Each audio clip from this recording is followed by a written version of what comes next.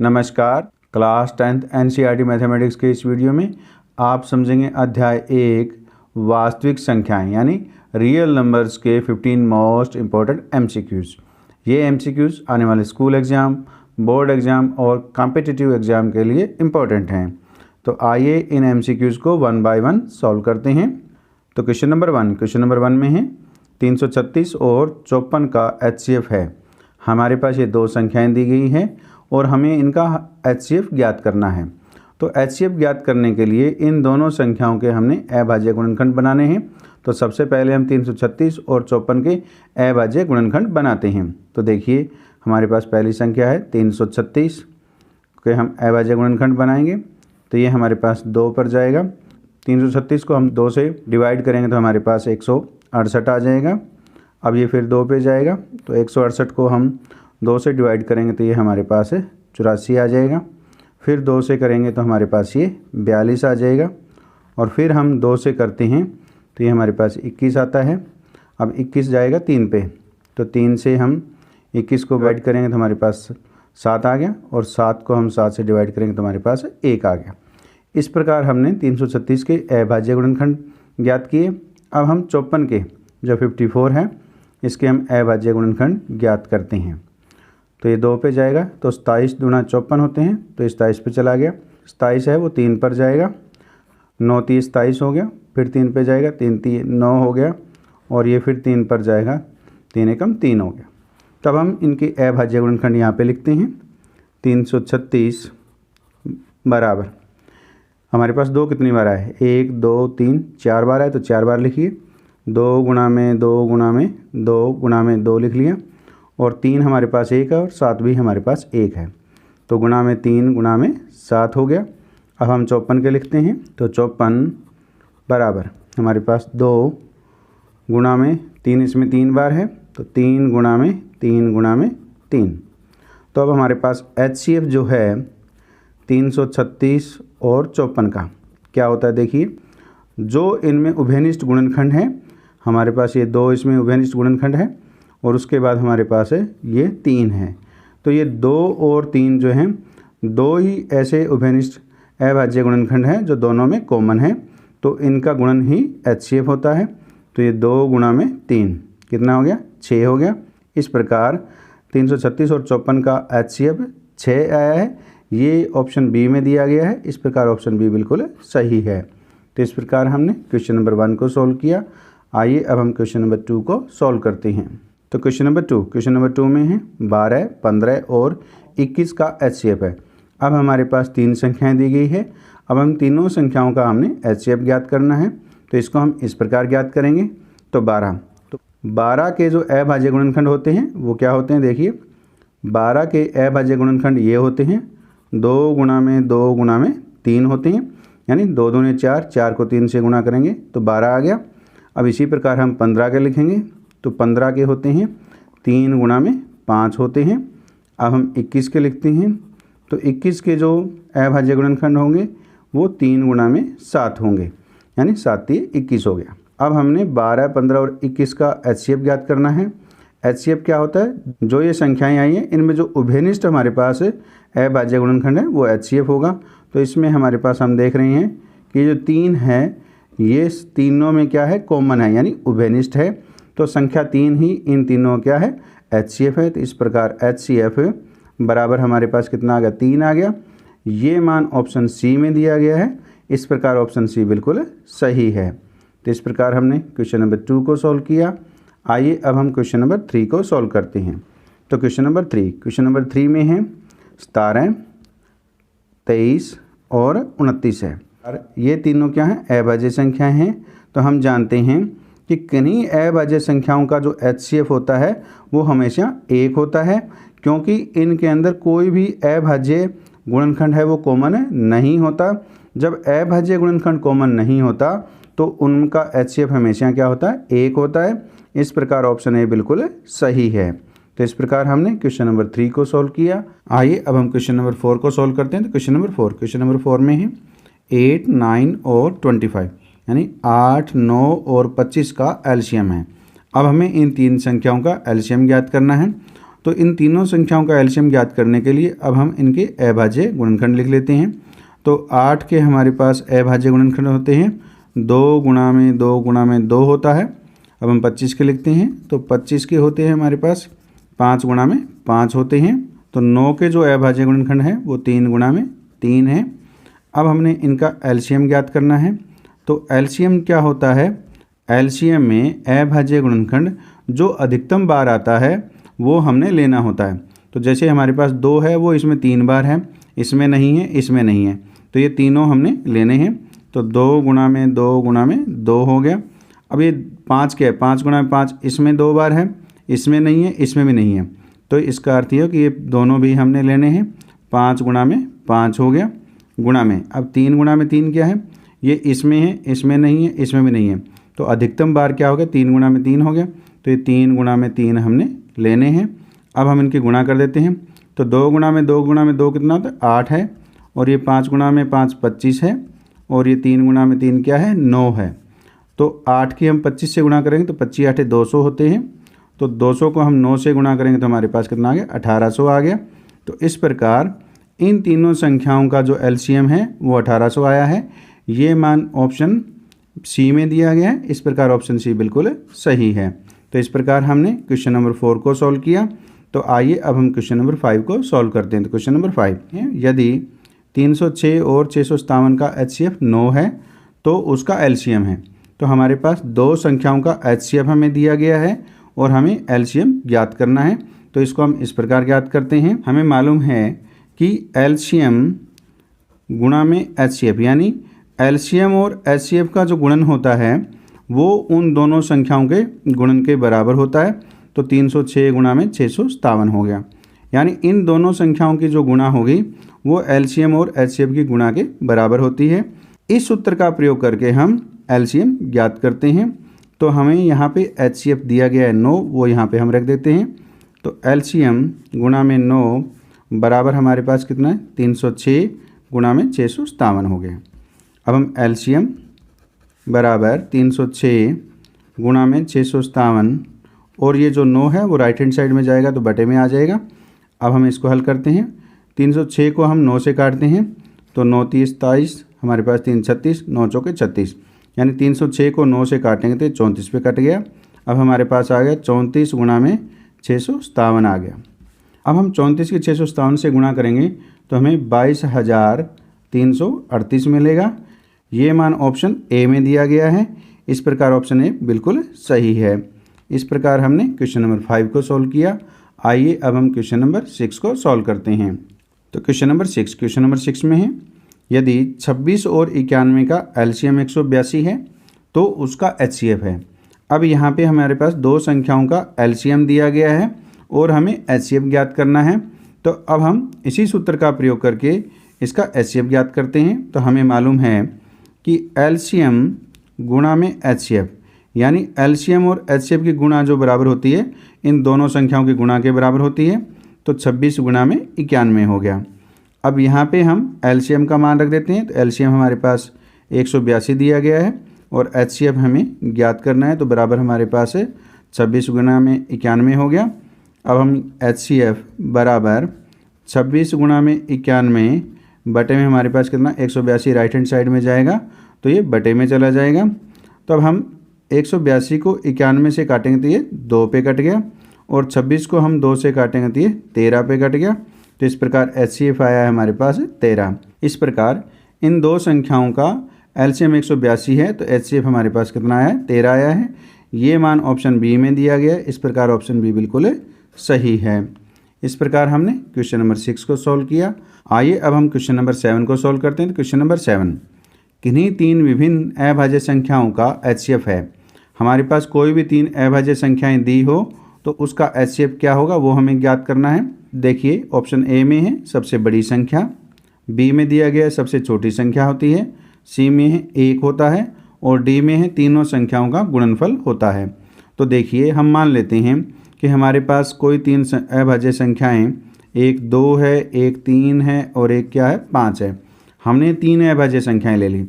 अब इन तीनों में कोई भी अभाज्य गुणनखंड कॉमन नहीं है, क्योंकि 2 क्या होता है, 2 का अभाज्य गुणनखंड 2 ही होगा, और 3 का केवल 3 ही होगा और 5 का केवल 5 ही होगा। तो जब इन तीनों में कोई भी अभाज्य गुणनखंड कॉमन नहीं होता तो इसमें केवल संख्या एक ही इनके गुणन के अंदर होती है। तो इसका अर्थ ये हुआ इन्हीं तीन विभिन्न अभाज्य संख्याओं का HCF हमेशा एक होता है। तो इस प्रकार ऑप्शन सी बिल्कुल सही है। ये आपने हमेशा याद रखना है कि किन्हीं तीन विभिन्न अभाज्य संख्याएं दी हो तो उसका HCF हमेशा क्या होगा, एक होगा। तो इस प्रकार हमने क्वेश्चन नंबर 7 को सॉल्व किया। आइए अब हम क्वेश्चन नंबर 8 को सॉल्व करते हैं। तो क्वेश्चन नंबर 8, यदि a और b दो धनात्मक पूर्णांक हैं तो उनके LCM और HCF में संबंध होता है। अब हमें LCM और HCF में संबंध बताना है जब हमारे पास दो धनात्मक अलग अलग पूर्णांक दिए गए हैं। a और b क्या है, अलग अलग दो धनात्मक पूर्णांक हैं।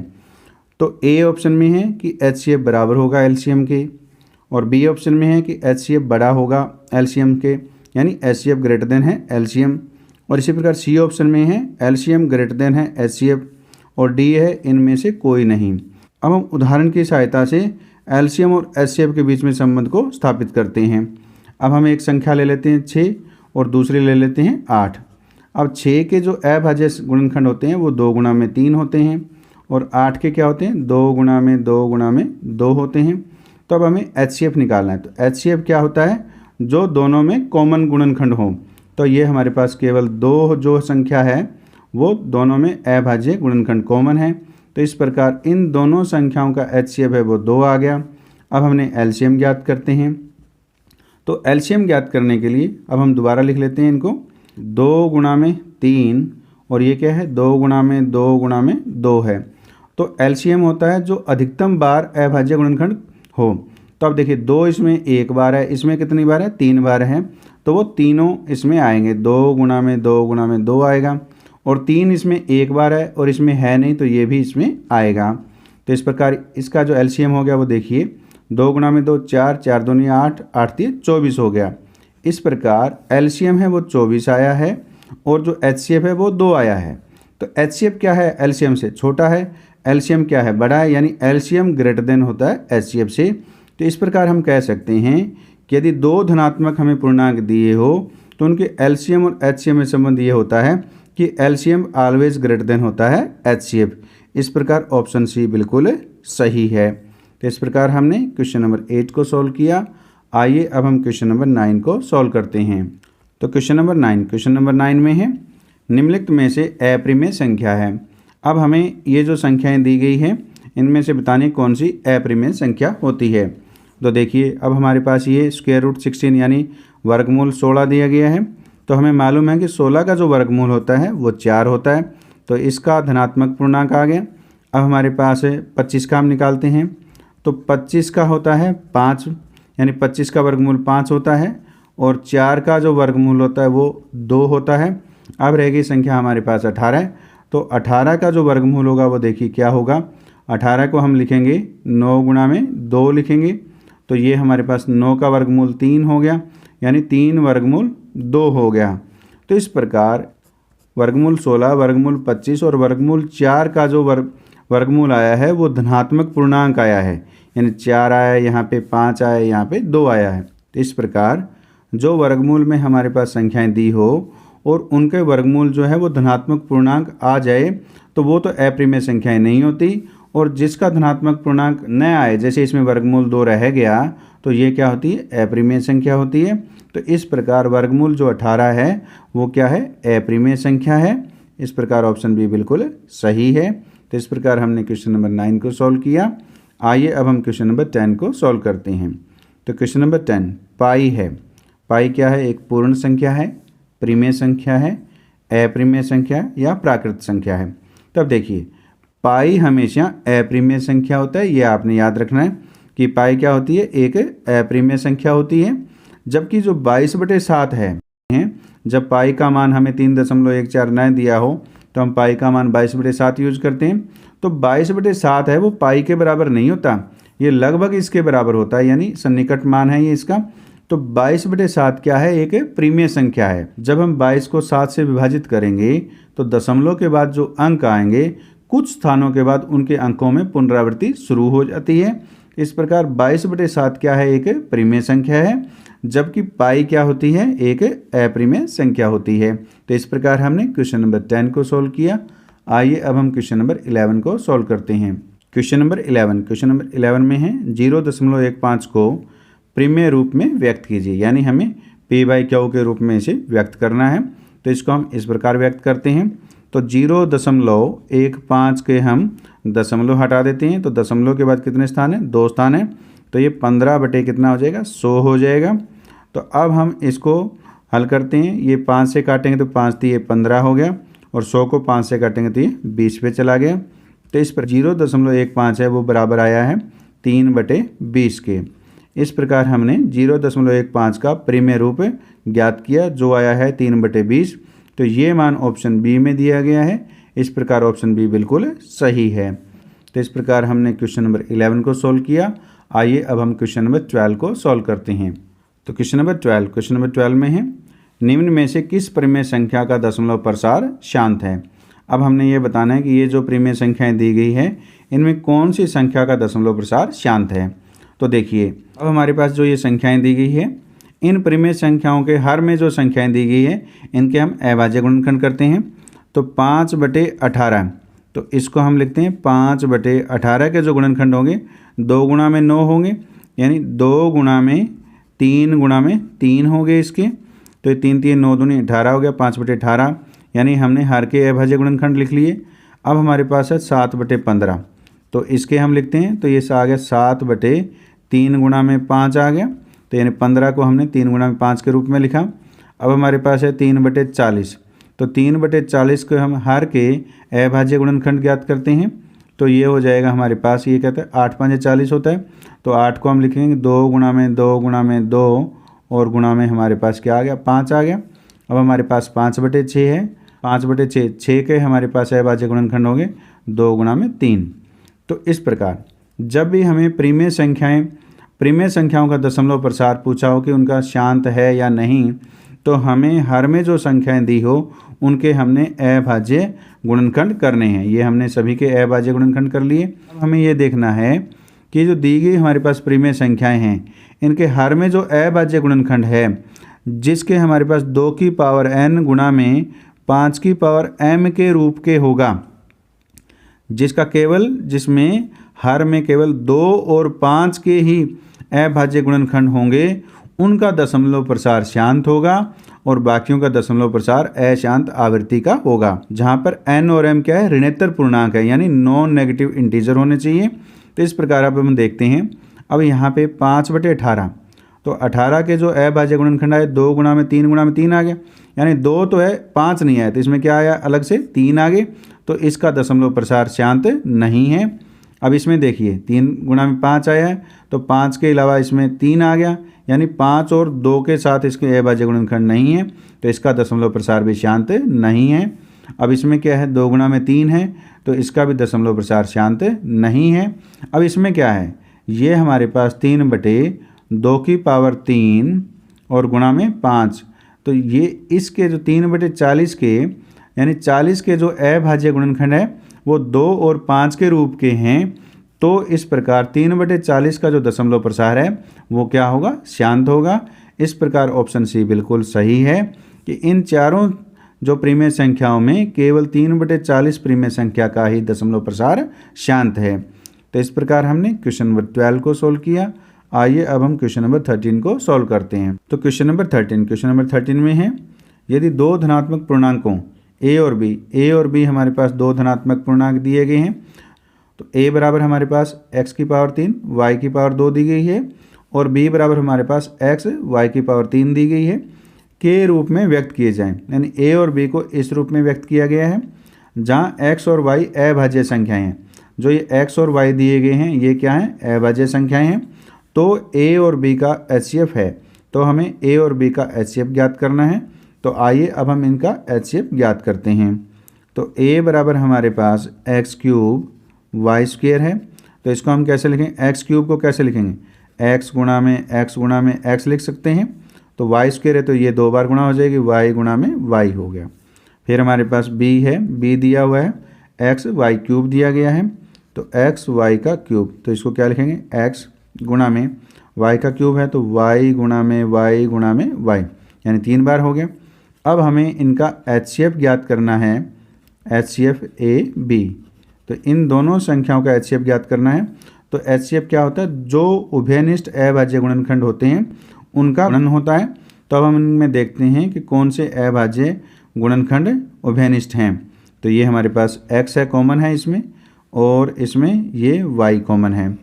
तो ये 1y इसमें उभयनिष्ठ गुणनखंड आ गया, और 1y ये भी इसमें क्या है, उभयनिष्ठ अभाज्य गुणनखंड है।